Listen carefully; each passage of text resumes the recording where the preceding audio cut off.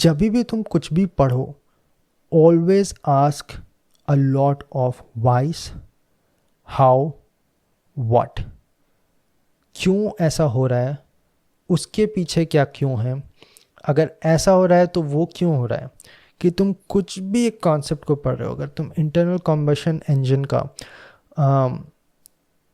तुम अगर amount of energy that is developed तुम कैलकुलेट कर रहे हो, तो उसके पीछे बहुत सारे क्यों होने चाहिए। जैसे एक रैंडम इंजीनियर जैसे सेमेस्टर एग्जामिनेशन को पास करना है, वो बस ये पूछेगा कि ये फार्मूला यूज़ करेंगे तो इससे ये पावर आ जाएगा या फिर ये टॉर्क आ जाएगा। बट एक रिसर्च ओरिएंटेड इंसान जो होता है वो हमेशा ये पूछेगा कि ऐसा क्यों, ये फार्मूला कहाँ से आया, उसका डेरिवेशन क्या था, उसके पीछे क्या प्रिंसिपल था और उसके पीछे क्या प्रिंसिपल था।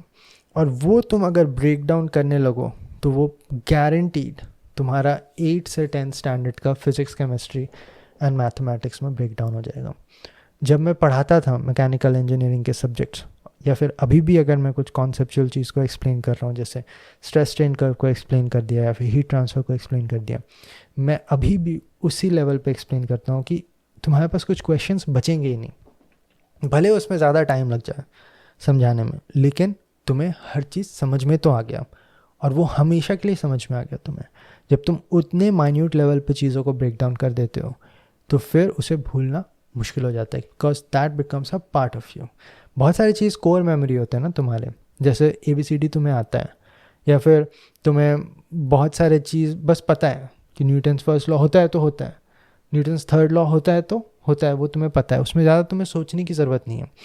अगर मैं ये सारे कॉन्सेप्ट्स को पकड़ूं जो तुम्हारा बिल्कुल एलिमेंटल लेवल है, कोर लेवल, जो तुमने बचपन से सीखा है और वो बस तुम्हें पता है, you just know, that becomes a part of you. Now if I break down a 7th semester engineering concept to that level, that will also become a part of you. And the second is application.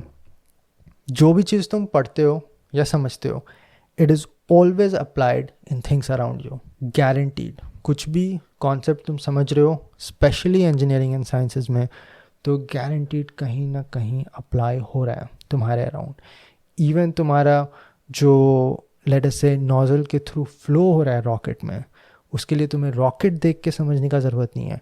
तुम्हारे वो क्या बोलते हैं उसे, जो deodorant है ना, उसमें भी एक फ्लो हो रहा है, उसमें भी एक नोजल है, उसमें भी प्रेशर का एप्लीकेशन है, वो तुम्हारे डेली लाइफ में है। बस उसे देख के तुम समझ सकते हो कि ऐसा क्यों हो रहा है। जैसे एक बार मैंने बहुत पहले ये समझाया था लोगों को कि वो जो कॉफ़ी का कप होता है ना, जैसे स्टारबक्स में जाते हो तुम, जो सिपर होता है, सिपर के ऊपर ना 2 होल होता है, एक तो जिससे तुम पी रहे हो कॉफ़ी, और दूसरा होल कुछ नहीं काम है उसका, नहीं कुछ काम नहीं, ऐसा नहीं है, उसका भी कुछ काम है, लेकिन क्या है वो, बस उसे बंद कर दो और फिर कॉफ़ी पी के देखो, कॉफ़ी आएगा ही नहीं तुम्हारे मुंह में। इतना छोटा सा होल है वो, 1 मिलीमीटर का होल है। ऐसा क्या हो रहा है कि बस वो 1 मिलीमीटर का होल तुम्हारे कॉफ़ी पीने को कैंसिल कर दे रहा है। ऐसा क्या हो रहा है, क्योंकि वो छोटा सा होल जो है वो एटमॉस्फेरिक प्रेशर से तुम्हारा प्रेशर तुम्हारे कॉफ़ी के सरफेस तक पहुंचाता है।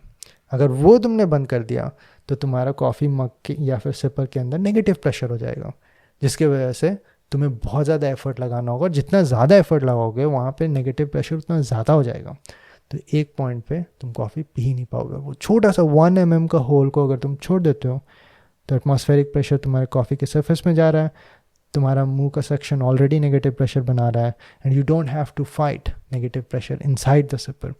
शायद तुम्हें ये समझ में भी नहीं आया हो, लेकिन this tells you that science is always around you, और ये तुम हर जगह अपने सराउंडिंग में देख सकते हो। The concept is always there.